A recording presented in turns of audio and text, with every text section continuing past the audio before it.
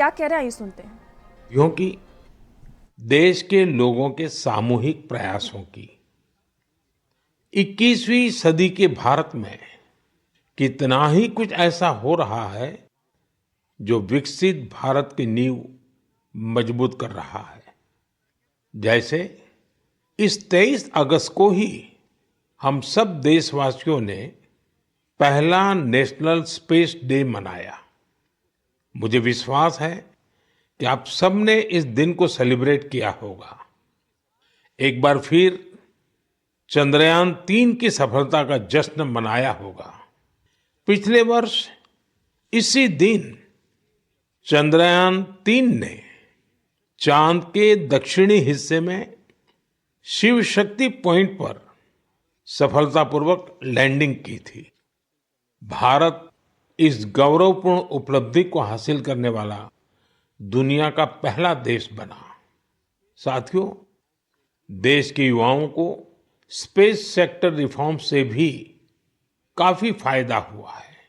इसलिए मैंने सोचा कि क्यों ना आज मन की बात में स्पेस सेक्टर से जुड़े अपने कुछ युवा साथियों से बात की जाए। मेरे साथ बात करने के लिए स्पेस टेक स्टार्टअप गैलेक्स आई की टीम जुड़ रही है। इस स्टार्टअप को आईआईटी मद्रास के एलुमनाई ने शुरू किया था। ये सारे नौजवान आज हमारे साथ फोन लाइन पर मौजूद है। सुयश, डेनिल, रक्षित, किशन और प्रणीत। आइए इन युवाओं के अनुभवों को जानते हैं। हेलो। हेलो। हेलो। नमस्ते जी। नमस्कार सर। अच्छा साथियों, मुझे ये देखकर खुशी होती है कि आईआईटी मद्रास के दौरान हुई आपकी दोस्ती आज भी मजबूती से कायम है। यही वजह है कि आपने मिलकर गैलेक्स आई शुरू करने का फैसला किया। और मैं आज जरा उसके विषय में भी जानना चाहता हूँ। इस बारे में बताइए। इसके साथ ही ये भी बताएं कि आपकी टेक्नोलॉजी से देश को कितना लाभ होने वाला है। जी, मेरा नाम सुयश है। हम लोग साथ में, जैसा आपने बोला, सब लोग साथ में आईआईटी मद्रास में मिले। वहीं पर हम लोग सब पढ़ाई कर रहे थे, अलग अलग ईयर्स में थे अपने इंजीनियरिंग के। और उसी वक्त हम लोगों ने सोचा कि एक हाइपरलूप नाम का एक प्रोजेक्ट है जो हम लोग चाहते थे साथ में करेंगे। उसी दौरान हमने एक टीम की शुरुआत की, उसका नाम था आविष्कार हाइपरलूप, जिसको लेकर हम लोग अमेरिका भी गए। उस साल हम एशिया की इकलौती टीम थी जो वहां गई और हमारे देश का जो झंडा है उसको हमने फहराया। और हम टॉप 20 टीम्स में से थे, जो out of around 1500 teams around the world. चलिए, आगे सुनने से पहले इसके लिए तो बधाई दे दूं मैं। बहुत बहुत धन्यवाद आपका। उसी उपलब्धि के दौरान हम लोगों की दोस्ती काफी गहरी हुई और इस तरीके के कठिन प्रोजेक्ट्स और टफ प्रोजेक्ट्स को करने का कॉन्फिडेंस भी आया। और उसी दौरान स्पेसएक्स को देख के और स्पेस में जो आपने जो ओपन अप किया एक प्राइवेटाइजेशन को, जो 2020 में एक लैंडमार्क डिसीजन भी आया, उसको लेकर हम लोग काफी एक्साइटेड थे। और मैं रक्षित को इनवाइट करना चाहूंगा बोलने के लिए कि हम क्या बना रहे हैं और उसका फायदा क्या है। जी, तो मेरा नाम रक्षित है और इस टेक्नोलॉजी से हमको कैसे लाभ होगा मैं इसका उत्तर दूंगा। रक्षित, आप उत्तराखंड में कहाँ से हैं? सर, मैं अल्मोड़ा से हूँ। तो बाल मिठाई वाले हैं आप? जी सर, बाल मिठाई हमारी फेवरेट है। तो हमारा जो लक्ष्य सेन है ना, वो मेरे लिए रेगुलरली बाल मिठाई खिलाता रहता है मुझे। हाँ रक्षित, बताइए। तो हमारी जो ये टेक्नोलॉजी है, ये अंतरिक्ष से बादलों के आर पार देख सकती है और ये रात्रि में भी देख सकती है। तो हम इससे देश के किसी भी कोने के ऊपर रोज एक साफ तस्वीर खींच सकते हैं। और ये जो डेटा हमें आएगा, इसका उपयोग हम 2 क्षेत्रों में विकास करने के लिए करेंगे। पहला है भारत को अत्यंत सुरक्षित बनाना। हमारे जो बॉर्डर्स हैं और हमारे जो ओशंस हैं, सीज हैं, उसके ऊपर रोज हम मॉनिटर करेंगे और एनिमी की एक्टिविटीज को मॉनिटर करेंगे और हमारी आर्म्ड फोर्सेस को इंटेलिजेंस प्रोवाइड करेंगे। और दूसरा है भारत के किसानों को सशक्त बनाना। तो हमने ऑलरेडी एक प्रोडक्ट बनाया है भारत के झींगा किसानों के लिए जो अंतरिक्ष से उनके पॉन्ड्स के पानी की क्वालिटी मेजर कर सकता है 1/10 ऑफ द करंट कॉस्ट में। और हम चाहते हैं आगे जाते हुए हम दुनिया के लिए best quality satellite images generate करें और जो ग्लोबल इश्यूज हैं, ग्लोबल वार्मिंग जैसे, इससे लड़ने के लिए हम दुनिया को best quality satellite data provide करें। इसका मतलब हुआ कि आपकी टोली जय जवान भी करेगी, जय किसान भी करेगी। जी सर, बिल्कुल। साथियों, आप इतना अच्छा काम कर रहे हैं, मैं ये भी जानना चाहता हूं कि आपकी इस टेक्नोलॉजी का प्रिसीजन कितना है? सर, हम लेस देन 50 सेंटीमीटर के रेजोल्यूशन तक जा पाएंगे और हम एक बार में approximately more than 300 square kilometre area को इमेज कर पाएंगे। चलिए, मैं समझता हूं कि ये बात जब देशवासी सुनेंगे तो उनको बड़ा गर्व होगा, लेकिन मैं एक और सवाल पूछना चाहूंगा। जी सर। स्पेस इकोसिस्टम बहुत ही वाइब्रेंट हो रहा है। अब आपकी टीम इसमें क्या बदलाव देख रहे हैं? मेरा नाम किशन है। हमने ये गैलेक्साई शुरू होने के बाद से ही हमने इन स्पेस आते हुए देखा है और काफी सारे पॉलिसीज आते हुए देखे हैं, ये जैसे कि geospatial data policy and Indian space policy. और हमने पिछले 3 साल में काफी बदलाव आते हुए देखा है और काफी प्रोसेसेस और काफी इंफ्रास्ट्रक्चर और काफी फैसिलिटीज इसरो के ये अवेलेबल और काफी अच्छे तरीके से हुए हैं। जैसे कि हम इसरो में जाके टेस्टिंग कर सकते हैं हमारे हार्डवेयर का, ये काफी आसान तरीके से अभी हो सकता है। 3 साल पहले वो प्रोसेसेस उतने नहीं थे और ये काफी हेल्पफुल रहा है हमारे लिए और काफी और स्टार्टअप्स के लिए भी। और रीसेंट एफडीआई पॉलिसीज की वजह से और ये फैसिलिटीज अवेलेबिलिटी की वजह से और स्टार्टअप्स को आने के लिए काफी इंसेंटिव है और ऐसे स्टार्टअप्स आके काफी इजीली और काफी अच्छे से डेवलपमेंट कर सकते हैं ऐसी फील्ड में जिसमें यूजुअली डेवलपमेंट करना बहुत कॉस्टली और टाइम कंज्यूमिंग रहता है। बट करंट पॉलिसीज और इन स्पेस के आने के बाद काफी चीजें आसान हुई है स्टार्टअप्स के लिए। मेरे मित्र डेनियल चावड़ा भी इस पे कुछ और बोलना चाहेंगे। डेनियल बताइए। सर, हमने एक और चीज ऑब्जर्व किया है। हमने देखा है कि जो इंजीनियरिंग के छात्र हैं उनकी सोच में बदलाव देखा है। वो पहले बाहर जाके हायर स्टडीज परस्यू करना चाहते थे और वहाँ काम करना चाहते थे और स्पेस डोमेन में। बट अब क्योंकि इंडिया में स्पेस इकोसिस्टम बहुत अच्छी तरीके से आ रहा है तो इस कारण वो लोग इंडिया वापस आके इस इकोसिस्टम के पार्ट बनना चाहते हैं। तो ये काफी अच्छा फीडबैक हमें मिला है और हमारे खुद की कंपनी में कुछ लोग वापस आके काम कर रहे हैं इसी वजह से। मुझे लगता है कि आपने दोनों जो पहलू बताए हैं, किशन ने और डेनियल दोनों ने, मैं जरूर मानता हूं कि बहुत से लोगों का इस तरफ ध्यान नहीं गया होगा कि एक क्षेत्र में जब रिफॉर्म होता है तो रिफॉर्म का कितने मल्टीपल इफेक्ट्स होते हैं, कितने लोगों का लाभ होता है, और जो आपके वर्णन से, और क्योंकि आप उस फील्ड में हैं तो आपको ध्यान में जरूर आता है और आपने ऑब्जर्व भी किया है कि देश के नौजवान अब इस फील्ड में यहीं पर अपना भविष्य आजमाना चाहते हैं, अपने टैलेंट का उपयोग करना चाहते हैं। बहुत अच्छा ऑब्जर्वेशन है आपका। एक और सवाल मैं पूछना चाहूंगा, आप उन युवाओं को क्या संदेश देना चाहेंगे जो स्टार्टअप्स और स्पेस सेक्टर में सफलता हासिल करना चाहते हैं? मैं प्रणीत बात कर रहा हूँ और मैं इस सवाल का जवाब दूंगा। हाँ प्रणीत, बताइए। सर, मैं अपने कुछ सालों के एक्सपीरियंस से 2 चीजें बोलना चाहूंगा। सबसे पहली अगर अपने को स्टार्टअप करना हो तो यही मौका है, क्योंकि पूरी दुनिया में इंडिया आज वो देश है जो वर्ल्ड का सबसे फास्टेस्ट ग्रोइंग इकोनॉमी है। और इसका मतलब ये हुआ कि अपने पास अपॉर्चुनिटी बहुत ज्यादा है। जैसे मैं 24 साल की उम्र में ये सोच के प्राउड फील करता हूँ कि अगले साल हमारी एक सैटेलाइट लॉन्च होगी जिसके बेसिस पे अपनी गवर्नमेंट कुछ मेजर डिसीजंस लेगी और उसमें हमारा छोटा सा एक कंट्रीब्यूशन है। ऐसी कुछ नेशनल इम्पैक्ट की प्रोजेक्ट्स पे काम करने को मिले, ये ऐसी इंडस्ट्री और ये ऐसा टाइम है, गिवन कि ये स्पेस इंडस्ट्री आज अभी तो स्टार्ट हो रही है। तो मैं अपने युवा दोस्तों को यही बोलना चाहूंगा कि ये अपॉर्चुनिटी ना सिर्फ इम्पैक्ट की बट ऑल्सो उनके खुद के फाइनेंशियल ग्रोथ की और एक ग्लोबल प्रॉब्लम सॉल्व करने की है। तो हम आपस में यही बात करते हैं कि बचपन में हम ये बोलते थे कि बड़े होके एक्टर बनेंगे, स्पोर्ट्समैन बनेंगे या ऐसे कुछ चीजें होती थी। बट आज अगर हम ये सुने कि कोई बड़ा होके ये बोलता है कि मुझे बड़ा होके एंटरप्रेन्योर बनना है, स्पेस इंडस्ट्री में काम करना है, ये हमारे लिए एक बहुत प्राउड मोमेंट है कि हम इस पूरे ट्रांसफॉर्मेशन में एक छोटा सा पार्ट प्ले कर पाए। साथियों, एक प्रकार से प्रणीत, किशन, डेनियल, रक्षित, सुयश, जितनी मजबूत आपकी दोस्ती है उतना ही मजबूत आपका स्टार्टअप भी है। तभी तो आप लोग इतना शानदार काम कर रहे हैं।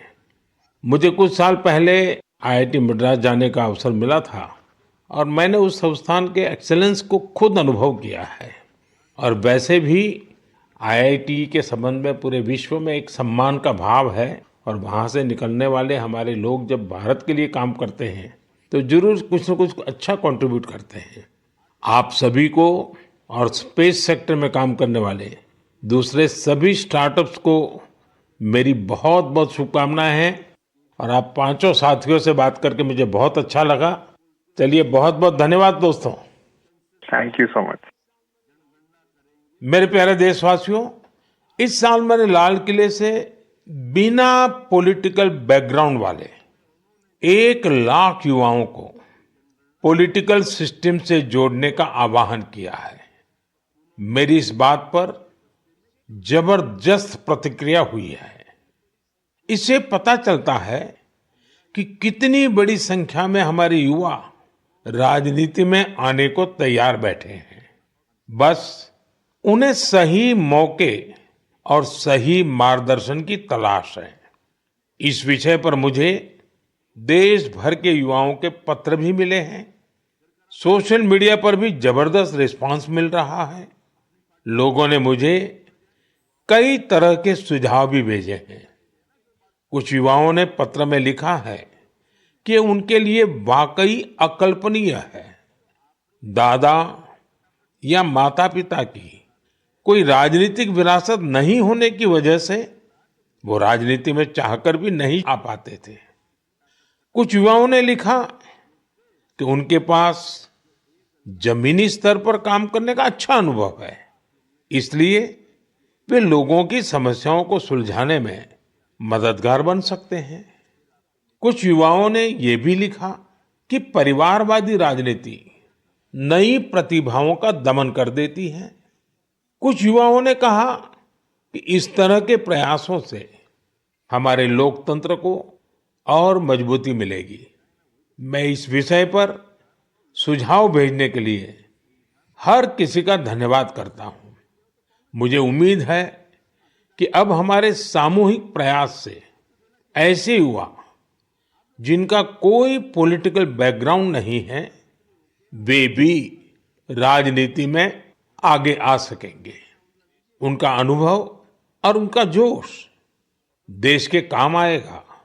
साथियों, स्वतंत्रता संग्राम के दौरान भी समाज के हर क्षेत्र से ऐसे अनेकों लोग सामने आए थे जिनकी कोई राजनीतिक पृष्ठभूमि नहीं थी। उन्होंने खुद को भारत की आजादी के लिए झोंक दिया था। आज हमें विकसित भारत का लक्ष्य पाने के लिए एक बार फिर उसी स्पिरिट की जरूरत है। मैं अपने सभी युवा साथियों को कहूंगा, इस अभियान से जरूर जुड़े। आपका ये कदम अपने और देश के भविष्य को बदलने वाला होगा। मेरे प्यारे देशवासियों, हर घर तिरंगा और पूरा देश तिरंगा। इस बार ये अभियान अपनी पूरी ऊंचाई पर रहा।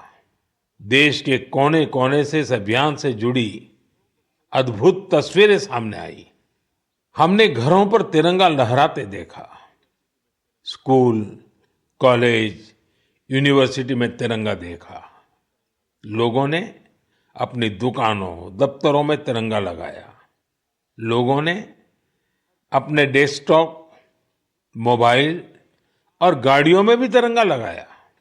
जब लोग एक साथ जुड़कर अपनी भावना प्रकट करते हैं तो इसी तरह हर अभियान को 4 चांद लग जाते हैं।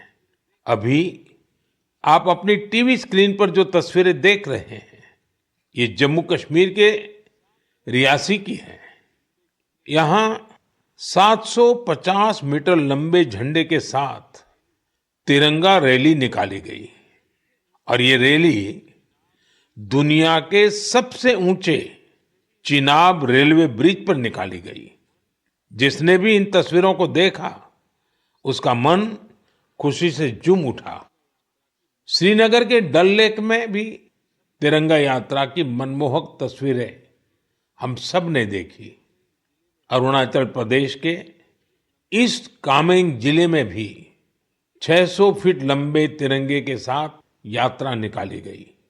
देश के अन्य राज्यों में भी इसी तरह हर उम्र के लोग ऐसी तिरंगा यात्राओं में शामिल हुए। स्वतंत्रता दिवस अब एक सामाजिक पर्व भी बनता जा रहा है। ये आपने भी अनुभव किया होगा। लोग अपने घरों को तिरंगा माला से सजाते हैं। स्वयं सहायता समूह से जुड़ी महिलाएं लाखों झंडे तैयार करती हैं। ई कॉमर्स प्लेटफॉर्म पर तिरंगे में रंगे सामानों की बिक्री बढ़ जाती है। स्वतंत्रता दिवस के अवसर पर देश के हर कोने, जल, थल, नभ, हर जगह हमारे झंडे के 3 रंग दिखाई दिए। हर घर तिरंगा वेबसाइट पर 5 करोड़ से ज्यादा सेल्फी भी पोस्ट की गई। इस अभियान ने पूरे देश को एक सूत्र में बांध दिया है और यही तो एक भारत श्रेष्ठ भारत है। मेरे प्यारे देशवासियों, इंसानों और जानवरों के प्यार पर आपने कितनी सारी फिल्में देखी होगी, लेकिन एक रियल स्टोरी इन दिनों असम में बन रही है। असम में तिनसुकिया जिले के एक छोटे से गांव बारेकुरी में मोरान समुदाय के लोग रहते हैं और इसी गांव में रहते हैं हुलॉक गिबन, जिन्हें यहां होलो बंदर कहा जाता है। हुलॉक गिबन्स ने इस गांव में ही अपना बसेरा बना लिया है। आपको जानकर आश्चर्य होगा, इस गांव के लोगों का हुलॉक गिबन के साथ बहुत गहरा संबंध है। गांव के लोग आज भी अपने पारंपरिक मूल्यों का पालन करते हैं। इसलिए उन्होंने वो सारे काम किए जिससे गिबन्स के साथ उनके रिश्ते और मजबूत हो। उन्हें जब ये एहसास हुआ कि गिबन्स को केले बहुत पसंद है, तो उन्होंने केले की खेती भी शुरू कर दी। इसके अलावा उन्होंने तय किया कि गिबन्स के जन्म और मृत्यु से जुड़े रीति रिवाजों को वैसे ही पूरा करेंगे जैसा वे अपने लोगों के लिए करते हैं। उन्होंने गिबन्स को नाम भी दिए हैं। हाल ही में गिबन्स को पास से गुजर रहे बिजली के तारों के कारण मुश्किलों का सामना करना पड़ रहा था। ऐसे में इस गांव के लोगों ने सरकार के सामने इस मामले को रखा और जल्द ही इसका समाधान भी निकाल लिया गया। मुझे बताया गया है कि अब ये गिबन्स तस्वीरों के लिए पोज भी देते हैं। साथियों, पशुओं के प्रति प्रेम में हमारे अरुणाचल प्रदेश के युवा साथी भी किसी से पीछे नहीं है। अरुणाचल में हमारे कुछ युवा साथियों ने 3D प्रिंटिंग टेक्नोलॉजी का उपयोग करना शुरू किया है। जानते हैं क्यों? क्योंकि वो वन्य जीवों को सींगों और दांतों के लिए शिकार होने से बचाना चाहते हैं। नाबम बापू और लिखा नाना के नेतृत्व में ये टीम जानवरों के अलग अलग हिस्सों की 3D प्रिंटिंग करती है। जानवरों के सींग हो, दांत हो, ये सब 3D प्रिंटिंग से तैयार होते हैं। इससे फिर ड्रेस और टोपी जैसी चीजें बनाई जाती हैं। ये गजब का अल्टरनेटिव है जिसमें बायोडिग्रेडेबल मटेरियल का उपयोग होता है। ऐसे अद्भुत प्रयासों की जितनी भी सराहना की जाए कम है। मैं तो कहूंगा अधिक से अधिक स्टार्टअप्स इस क्षेत्र में सामने आए ताकि हमारे पशुओं की रक्षा हो सके और परंपरा भी चलती रहे।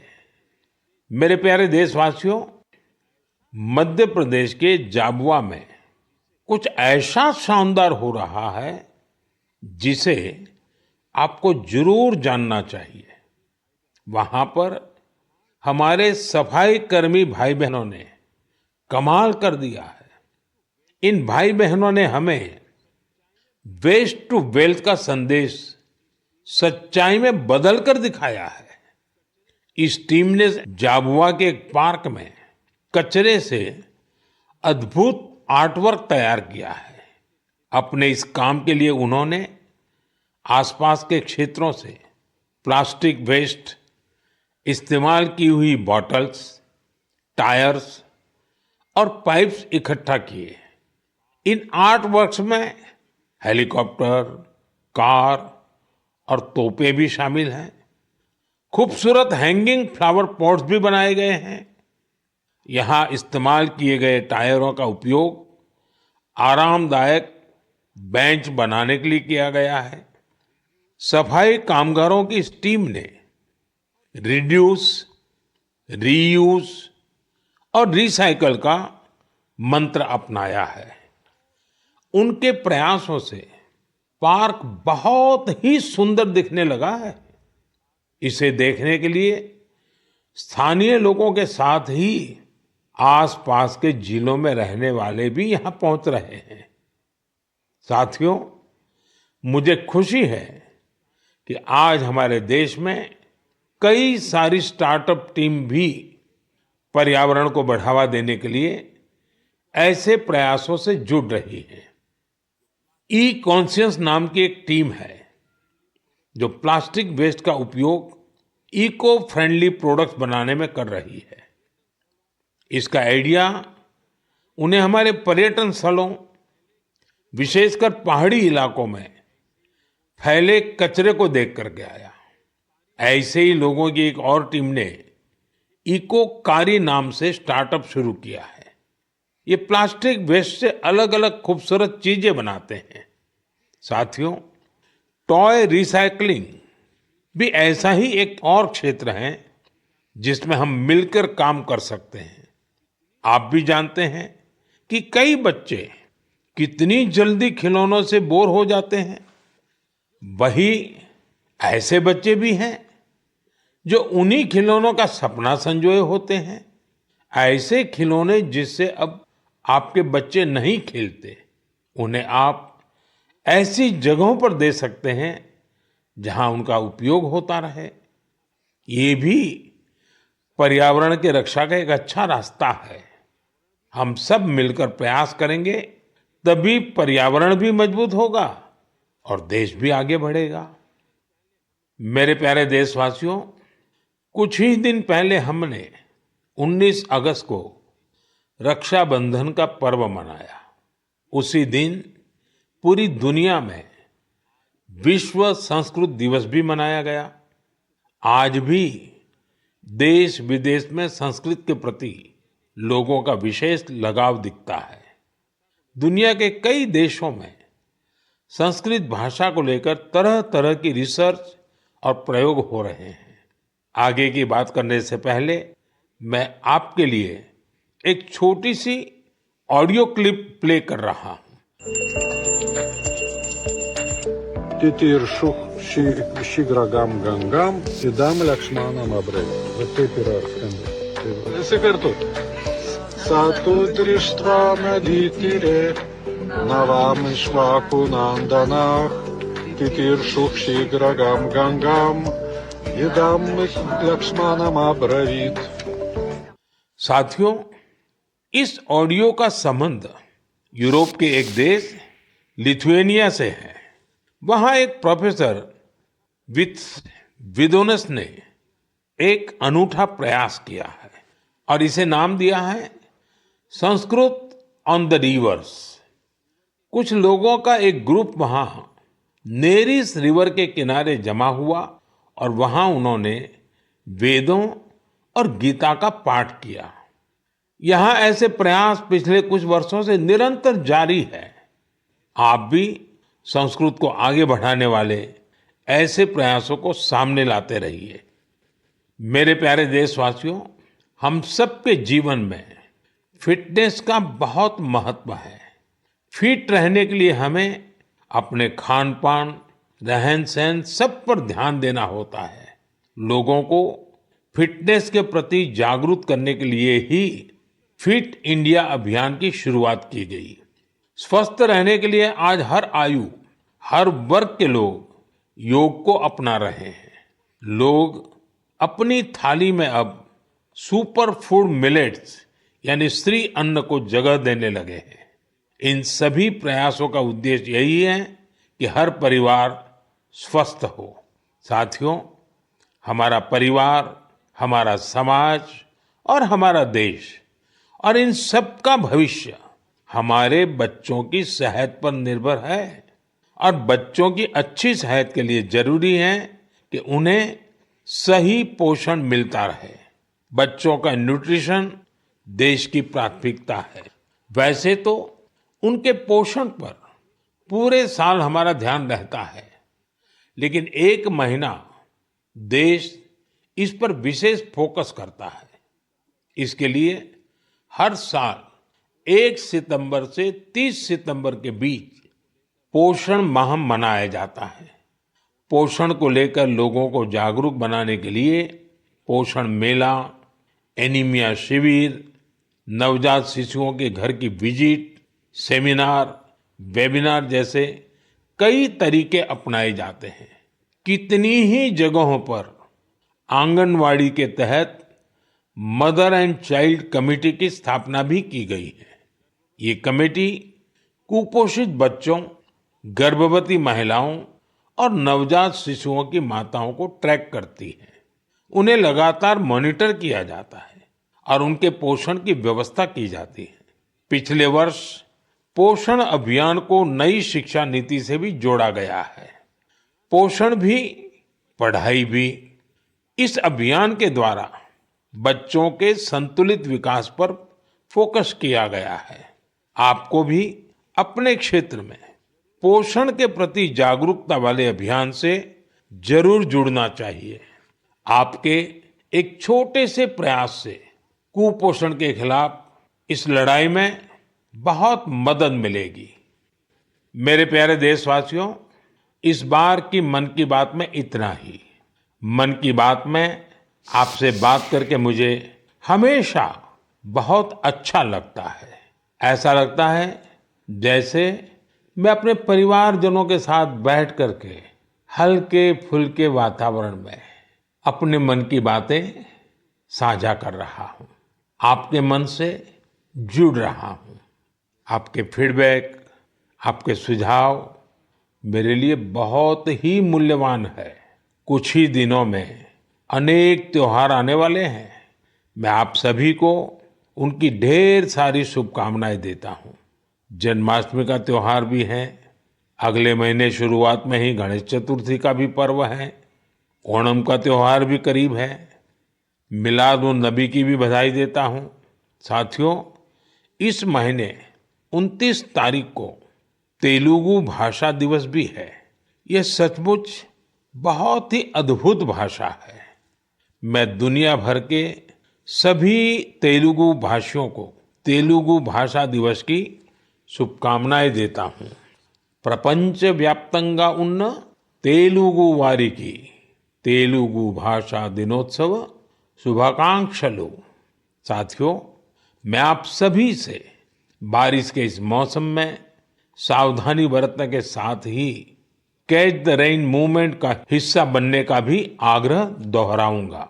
मैं आप सभी को एक पेड़ मां के नाम अभियान की याद दिलाना चाहूंगा। ज्यादा से ज्यादा पेड़ लगाएं और दूसरों से भी इसका आग्रह करें। आने वाले दिनों में पेरिस में पैरालंपिक्स शुरू हो रहे हैं। हमारे दिव्यांग भाई बहन वहां पहुंचे हैं।